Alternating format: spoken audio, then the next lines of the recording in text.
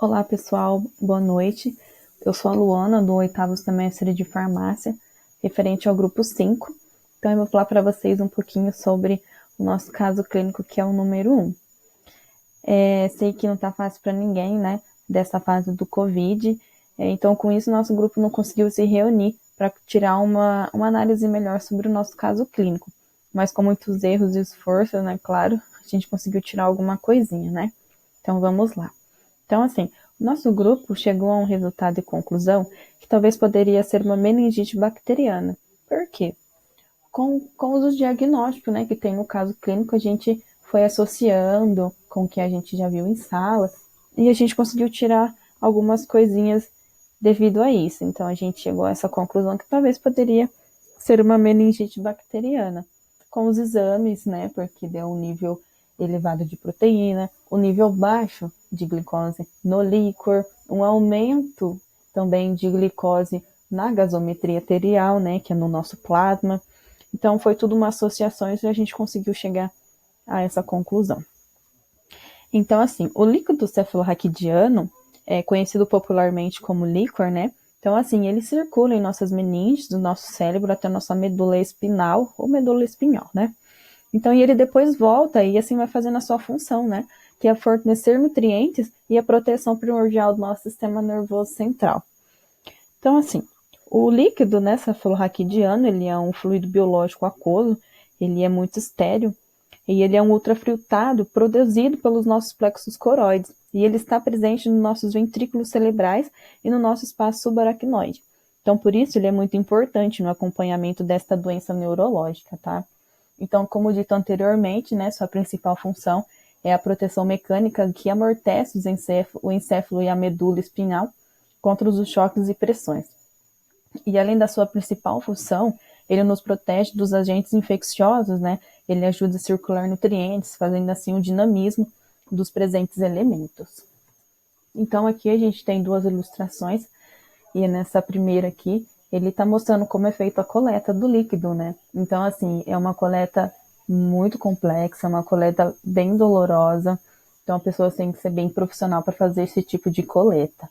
Então, assim, ele é coletado nessa parte, nessa região, abaixo das nossas costas, né? Na medula. Então, tem que ser uma pessoa muito profissional, porque ele é bem delicado, por estar coletando da nossa medula e ser umas meninges bem finas, né? Umas películas finas, então a pessoa tem que ter um pouquinho de paciência e um pouquinho de tempo também. E aqui ao lado a gente já tem algumas amostras, umas amostras de um líquido bem incolor, né? De 4 amostras, e assim é feito o exame, através dessas amostras, feito em laboratório, feitos os processos e etc. Então, assim, para ser realizado esses exames, né, é em laboratório de análises clínicas normal. Então, ele é feito o procedimento igual a todos os outros exames, né, separado por fase pré-analítica, fase analítica e a fase da entrega do laudo, que é a pós-analítica. Como já até dito, né, pela professora Flavers Lessers, a fase pré-analítica, né, ela é um conjunto de processos que antecede na análise da amostra. E como é o armazenamento, o preparo da amostra, se ela precisa ser coletada e congelada. Então, assim, é toda aquela anamnese que você tem com o paciente ali na hora do cadastro. Então, você precisa recolher essas informações que são muito precisas na hora do exame. Então, assim, e depois dessa etapa, né, de pré-analítica, a gente vai para a fase analítica, né, que é a metodologia do exame, é onde o exame é processado. Então, assim, e posteriormente a gente tem a fase pós-analítica, né, que seria o resultado, ou seja, né, a entrega do laudo. Então, vamos falar um pouquinho do nosso sistema nervoso, tá? Então, sim, o nosso sistema nervoso, ele é, sem dúvida, um dos mais importantes sistemas do corpo. Então, ele está relacionado com a compreensão, percepção e resposta aos estímulos internos do nosso ambiente. Então, o nosso sistema nervoso, ele é dividido em duas partes. Nosso sistema nervoso central e nosso sistema nervoso periférico. Então, assim, fazem parte também do nosso sistema nervoso central, que é o encéfalo, a nossa medula espinal e a nossa região, daqui é a região das mensagens, né, do nosso corpo, que são identificadas e as respostas são geradas. Ou seja, os estímulos, é aquele negócio, né, você pensa e logo age. Como você vai pegar um copo, você é muito rápido, são coisas de segundos. Então, ao mesmo tempo que você já está pensando, seus neurônios ali, seus axônios já estão mandando informação para que você já possa estar pegando o copo. Então, assim, que passa então agora a nossa parte do sistema nervoso periférico, que é a resposta do sistema nervoso central. Então, um complementa o outro. Então, o nosso sistema nervoso periférico, ele é encontrado nos glândulos, os nervos, que eles são responsáveis por levar as informações dos órgãos para o sistema nervoso central, para os órgãos também. Foi o que eu tinha acabado de falar. Então, assim, no nosso sistema nervoso central, a gente tem o encéfalo, que é o mais conhecido erroneamente, né, vamos dizer, por cérebro. Não que esteja errado, mas que o nome verídico dele é o encéfalo, mais conhecido como cérebro, então faz. Então, ele está alojado no nosso crânio, né, que é a nossa caixa encefálica. Então, ele é formado por bilhões de neurônios e ele pode ser dividido por cérebro, tálamo, hipotálamo, mesencéfalo, cérebro, ponte de bulbo. Agora, na nossa medula espinal, que se aloja no interior da coluna, é no centro do nosso lombo, né, dorso, conhecido popularmente como costas, né?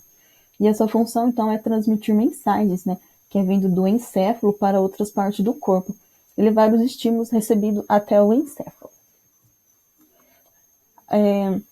Temos também o nosso sistema nervoso periférico, que ele é dividido por partes voluntária e autônoma. Então, o nosso sistema nervoso voluntário é aquele responsável por invernar músculos, né, estriados esqueléticos, que não possuem ação involuntária. Vou te dar um exemplo aqui, tipo assim, eu movimentar os braços, expressão faciais e até pensar.